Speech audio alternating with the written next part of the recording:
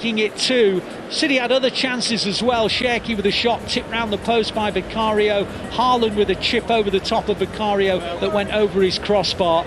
Spurs haven't really done that much, to be honest, in an attacking sense, and the Blues are good value for their 2-0 lead. At the Tottenham Hotspur Stadium, so far so very good. Spurs 0, City 2.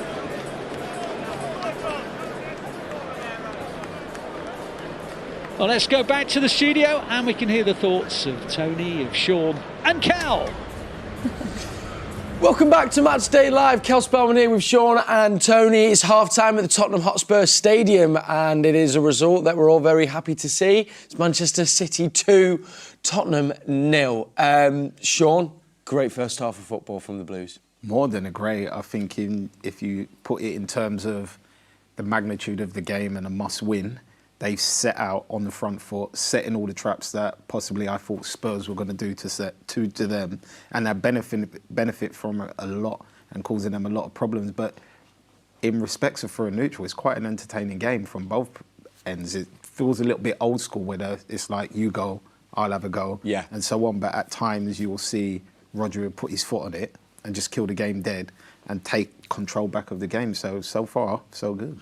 Toni, you mentioned before the game, you know, the first 20 minutes was going to be crucial. Kind of couldn't have asked for a better start. How important was that early goal from Cherki, especially given, as we know, and we kind of saw there, the atmosphere at the Spurs Stadium at the moment isn't so great. Yeah, I think if you look at the reaction from the manager as well, throwing his water bottle, I think that just shows, you know, and then the Tottenham players' heads go down, but that first goal from Cherki was brilliant. I just think he's just always got one thing in his mind, and it's just to go so direct, go for goal, and the keeper's not really expecting him to shoot, but it's a great finish in the end and fantastic first half for the lads. I think Manchester City now coming into the second half, they just can't let them get back into it, because at half-time the manager's going to be furious at Tottenham. The fans are going against them. You heard them booing them off the pitch already. So I think the lads have just got to let them not get back in that game, in the game. And that's one thing, if there's been anything with City that maybe that has crept in a little bit. If I think even Galatasaray, it almost was like we took the foot off the pedal a little bit. I feel we have been a little bit guilty of maybe doing that the odd time. How do we kind of stop that from happening?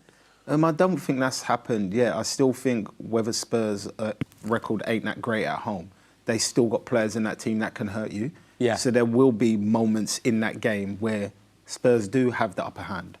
But you've seen the City players have recovered, got back into positions, made it difficult, given fouls away when they needed to, and sometimes when they've not needed to.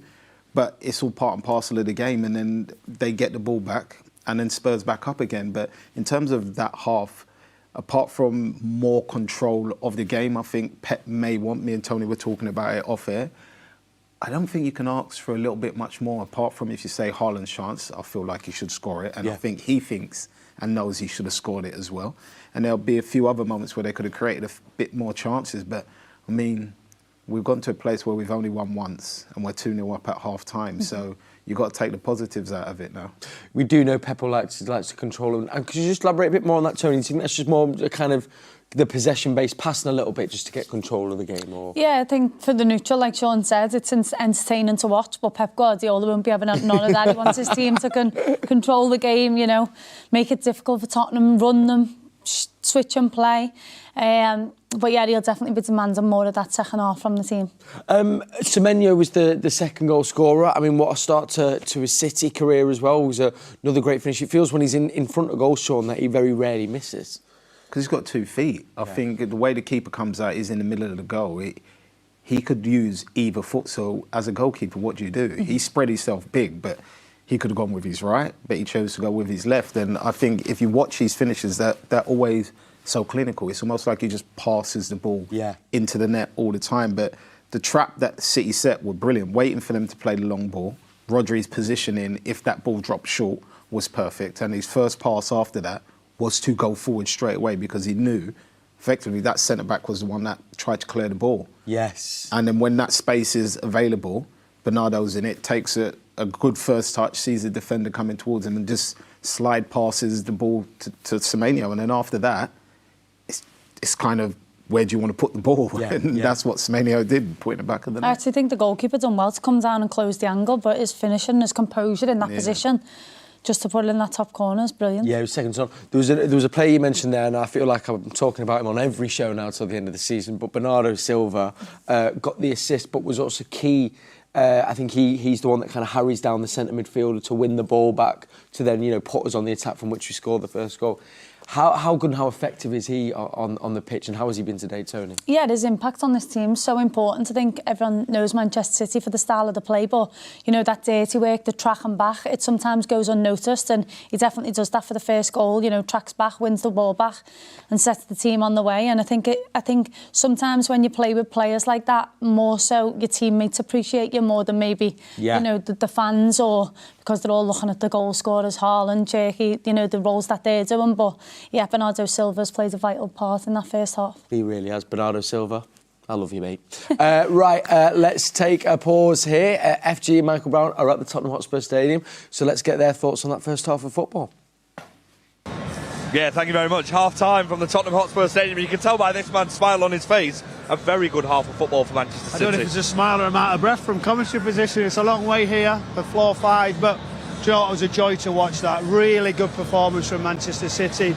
I just thought the traps are right. I talked about FG in commentary, regards to Bernardo Silva going joining Semenyo, Haaland, jumping on, waiting for that pass, because they'll watch the trends of how they're going to set up, how they're going to jump out and press. And then they were there, weren't they? Rodri, then into Bernardo, Semenyo. And I just think it was a really top performance. And you can see by the opportunities created, Spurs didn't do too much.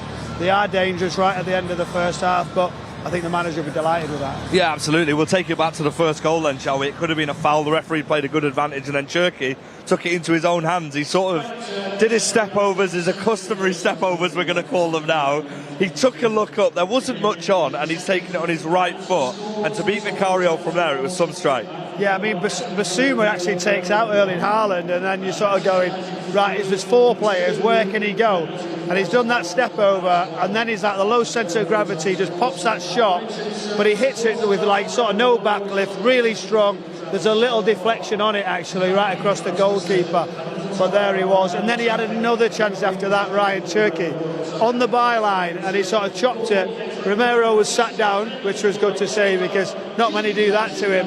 And then the next one, as you see, Dragusin just coming across, and then it was how the referee doesn't see that save. If that had gone in the top corner, we talked about him being the one with the assist, the one with creativity side to his game. A lot of people would have been talking about that goal. Yeah, absolutely. I mean, it looks. I mean, even from where I was in the away section, based on what the players were reacting like. Was that you celebrating? I seen you over there. Actually, I was celebrating, and I tell you when I was celebrating as well for that second goal, because it's so important. Because I feel like, from a fan's perspective, City almost played a perfect half, and it just missed that slight icing on the cake, that comfortable 2-0 lead. It makes a massive difference going into this second half. It's a huge difference. I was here in the FA Cup, and you can see obviously the supporters are fragile. They want more in the Premier League, and rightly so. And the game against Villa was the same. They got picked off like City did there, set the traps, and then I felt like it was going to get worse. But what they did start of the second half, they reacted and they had a right go. So you've got to be ready for it. They're going to try and do that. Thomas Frank will be into them, and Pep needs to realise, get the control, make sure we keep the tempo, keep pressure on, and then hopefully a good day, because you can't afford it now, can you? You've got to keep winning. Absolutely, and I mean, speaking of winning, congratulations to our women's team as well. 5-1 winners, 12 points clear now of Chelsea. It's what we love to see. We've come so close to winning that WSL in last couple of seasons, especially a couple of years ago.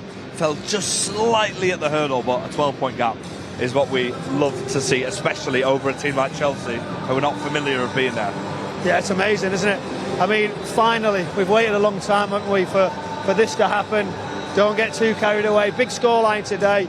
Chelsea's the team that's always created problems, and yeah, hopefully, like we said, the double is on. Oh, well, yeah, steady on, Brownie. Let's not speak too soon. The double of the day, that's what I mean. Arsenal away next for our ladies in the second half.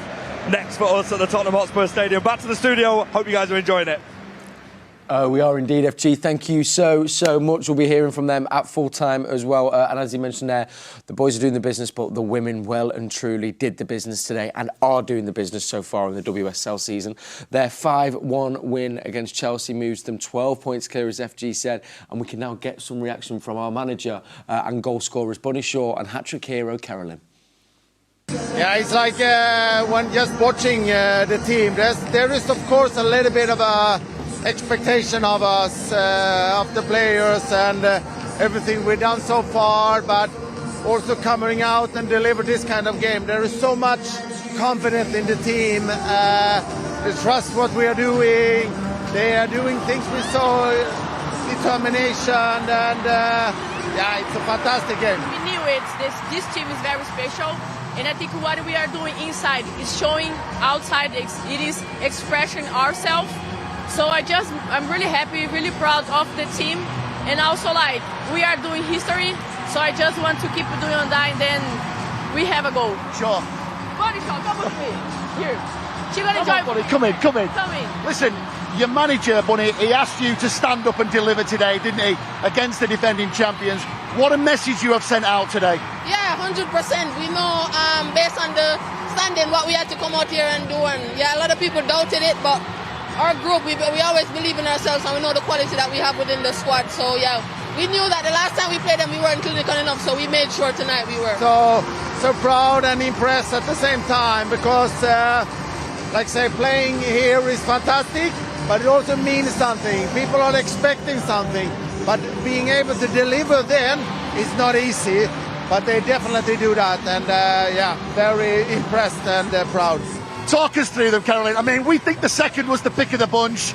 Do you agree? Do you disagree? I mean, yeah, I agree. I mean, it's really, I'm really proud of the group again, because I think what we're doing right now is not just about myself, it's about the collective. We know, we trust, we know our quality, so we just believe in the game plan, and then we are playing with the heart. This is the most important thing.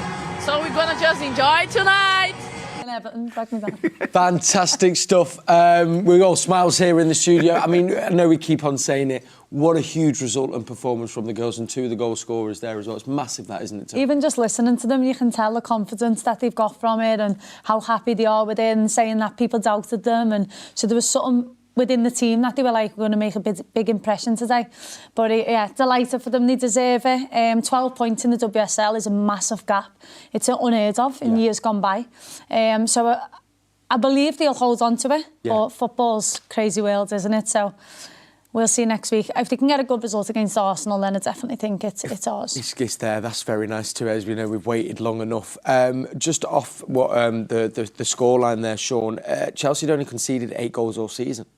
And then all of a sudden we put 5 across from the day. As we were saying, it's a statement performance, but it just shows how good City were as well, because they're still not mugs Chelsea by any means. Yeah, they ain't, but I don't think City beating Chelsea, for me, is a surprise. I think it's the scoreline. It's the way and the manner that they did it. Yeah. I think has more surprised everybody else. From the way Bunny and Caroline was speaking and the manager, you get the feeling that they knew that something special was going to happen today, but whether they knew it was going to be a 5-1 thrashing is a completely different thing. But to win like that against the defending champions of however many years, it is more than a statement. Yeah. Like everyone, they will now walk into games and be focused on what they're doing rather than be focused on how the other team's going to play. Because the other team's just going to be thinking about them. They know if they go out and do what they're doing, they'll win the game. And that's the position they put themselves in, not only on the pitch, but